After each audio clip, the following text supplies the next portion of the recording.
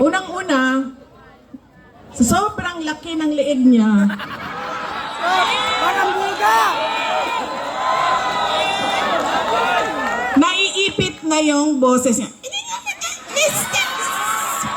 Mr. Speaker!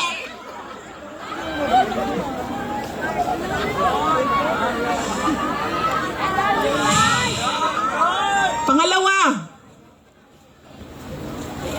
sabi ko dapat magaling, di ba?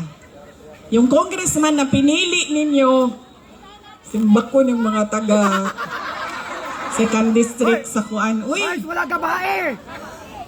Tara, puntahan natin sa tennis court! inakusahan niya ako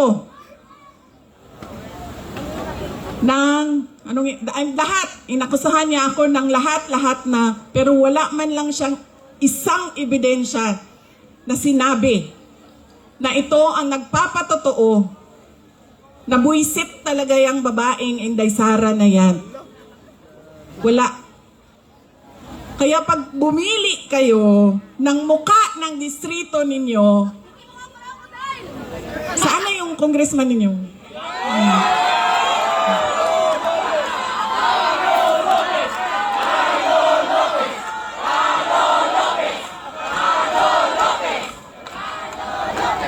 Ganitong klaseng pagmumuka ang ilagay ninyo sa Kongreso.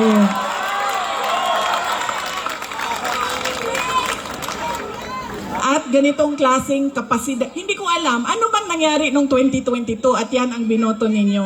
Ikwento nyo nga sa akin. Ikwento nyo sa akin.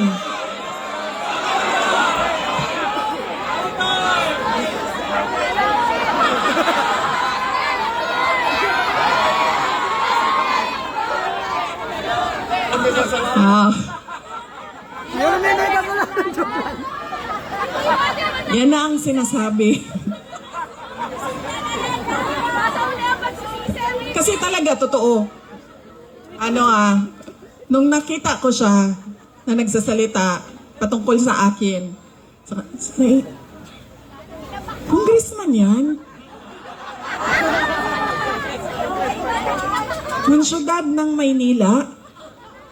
Di ba ang sobrang laki ng pride natin bilang Pilipino sa syudad ng Maynila? Tapos, yan ang sinasabi ko. In-endorse ng mayor ninyo, in-endorse ng sikat, binoto ninyo, hindi nyo man inisip.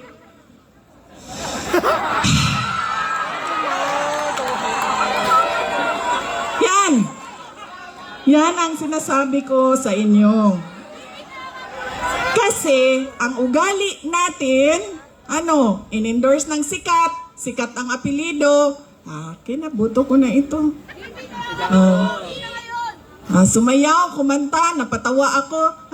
Bahala na yung pangako mo. Hindi natutupad. Okay ka na. Yan ang... kita niyo, nasaan ang bansa natin ngayon? Nasa kangkungan na tayo. Ay, sorry. In-endorse ko din pala si BBM. Humingi-hingi ako ng patawad.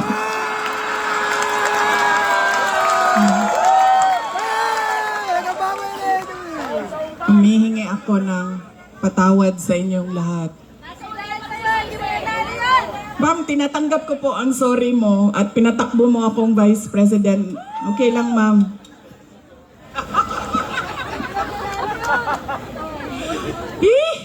Ano sabi, manguli na ta, uy. Dali, alam mo, oy! Di pa mo manguli? Gotom na biya! Ang sada. Kaya nga tinanggal ko yung seal ko dito kanina kasi alam ko na kung anong mangyayari sa kampanya na ito. Alam ko na po kung anong mangyayari sa kampanya na ito ngayong gabi. Wala pa.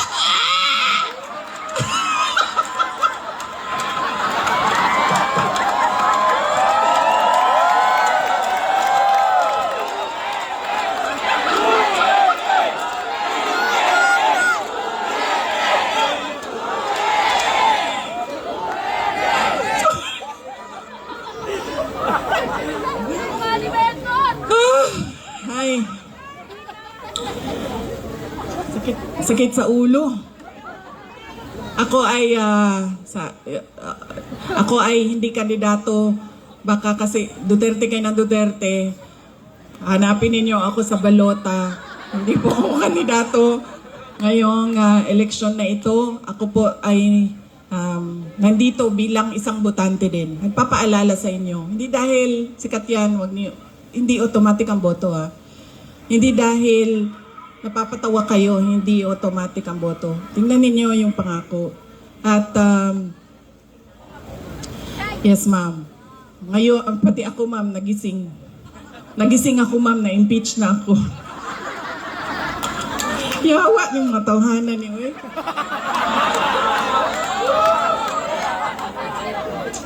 Kasira ng ano. Palitan mo na sa BBM! Ma'am. Bale, Remy, maganda ba din? Ano pa? Ano ba ang pag-usapan natin? Anong tanong ninyo? May tanong kayo? Ano daw? Ano sir, makukulong tayo niyan. Yung paalisin, palayasin, patalsikin, paalisin. Ano pa? Anong tanong ninyo? Tatakbo mo pa sa 2020? Ay! Paano maka-uwi si President Duterte? Kidnapin din natin doon, ma'am. Punta tayo lahat doon. Akong bahala sa ticket ninyo, ha? Pagdating doon, kidnapping. Alam nyo, kawawa siya kasi nung tumawag siya, kinento niya sa akin, diba? Bakit kailangan diretso 10 yung mga senador. Sinabi niya sa akin na in Bisaya, sabi niya sa akin, ayaw biya kong kalimti din niya, basin makalimtan ko nimo mabulok ko din niya. Huwag mo akong kalimutan dito. Baka makalimutan mo ako, mabubulok ako dito. Yan ang totoo. Si Pangulong Duterte is 80 years old. Mahina na yung tuhod niya, mahina na yung likod niya, mahina na yung katawan niya. At na kakaawa siya sa sitwasyon niya doon.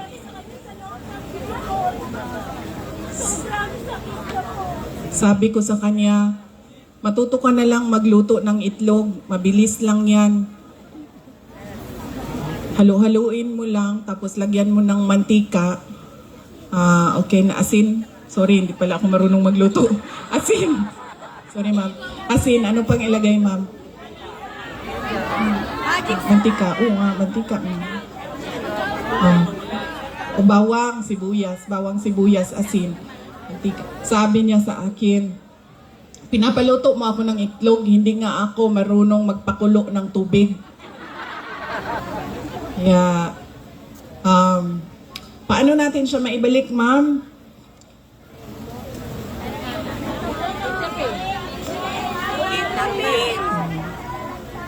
Ituloy lang natin yung kanyang nasimulan na pagbabago.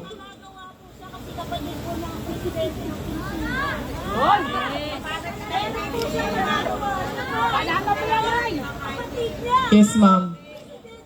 Kapatid niya ang presidente ng Pilipinas. Ang problema nito, ma'am, nagsabi na ang kapatid niya na hindi daw niya kapatid ito, ma'am. Itinakwil na po ito ng kapatid niya, ma'am. Nakakaawa din. Madami ang nakakaawa ngayong panahon na ito. Hindi lang si President Duterte, hindi lang si Senator Amy Marcos, mga tao na nagugutom, mga tao na biktima ng kriminalidad, mga tao na walang oportunidad sa trabaho. Alam niyo ba kung gaano kadami ang ating mga kababayan na nagpupumilit pumunta sa abroad para magtrabaho? Libo-libo araw-araw. Dahil wala tayong nakikita na oportunidad dito sa ating bayan. Kaya ano ang magagawa natin? Ang magagawa natin ay iboto. Ang mga senador ng Duterte at huwag niyong kalimutan si Berton!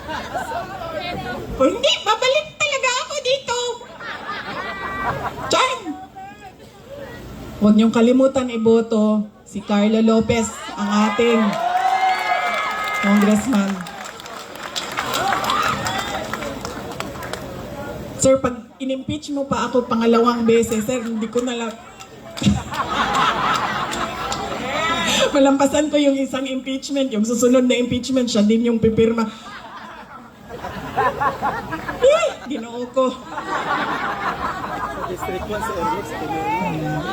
Ano?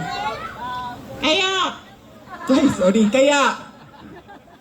ulitin ko po yung pagpapasalamat ko sa inyong lahat, sa oras ninyo, sa panahon ninyo, sa pakikinig ninyo, sa pasensya ninyo, sa pagmamahal ninyo, at sa inyong patuloy na pagtitiwala sa akin, sa dating Pangulong Rodrigo Duterte, at sa aming pamilya. At salamat po, Mayor Isko Moreno Dumagoso, sa pagpapahiram ng microphone, kuryente, LED wall at stage ngayong gabi na ito. Napakabait niyo po. Alam niyo ba, mahirap maghanap ng stage. Subukan mo ba? Mahirap maghanap ng stage ngayon ha. Kahapon doon ako sa Bacolod. Meron na akong rally. Sabi ko, rally. Oo nga eh. Dalawang bangko dapat, Mayor, kasi hindi ako kinakaya ng isa lang. Sabi nung kasama ko kahapon, ayan na yan, chair, tumayo ko na lang dyan. Sabi ko, kulang yan, kumuha ka ng isa, hindi ako kaya ng, isa lang, dapat dalawang bangko. Dalawa na yung rally, okay na. Pumayag na, ganito, ganyan. Tapos nung gabi na, papunta na ako dun sa rally, sinabi sa akin, ay, hindi ka pwede sumampa sa stage namin. Dahil, dahil Duterte ka. Mahirap talaga maghanap ng stage ngayon.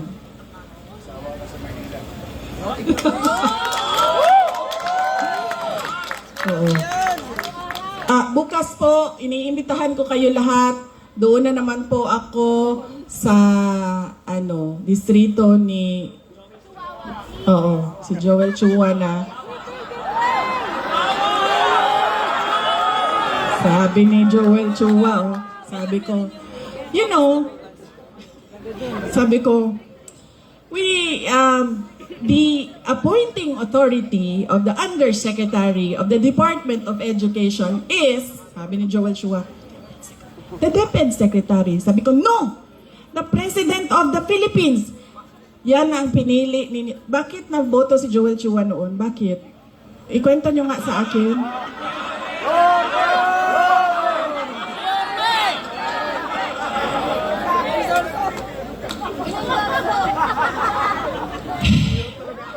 Saan kayo nakahanap ng abogado na hindi niya alam kung sino ang nag-a-appoint ng undersecretary ng isang departamento?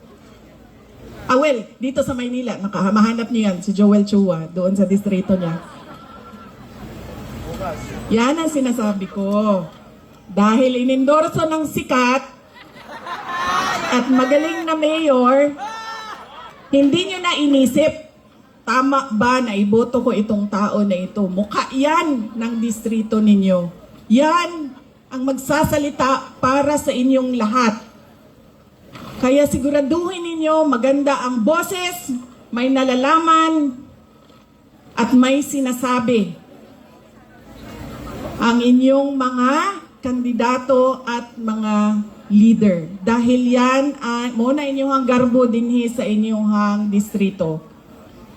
Yan ang pride ng inyong distrito, ng inyong syudad. Mga kababayan, ang lahat ng ginagawa natin ay para sa Diyos, sa bayan, at sa bawat pamilyang Pilipino. Syukran.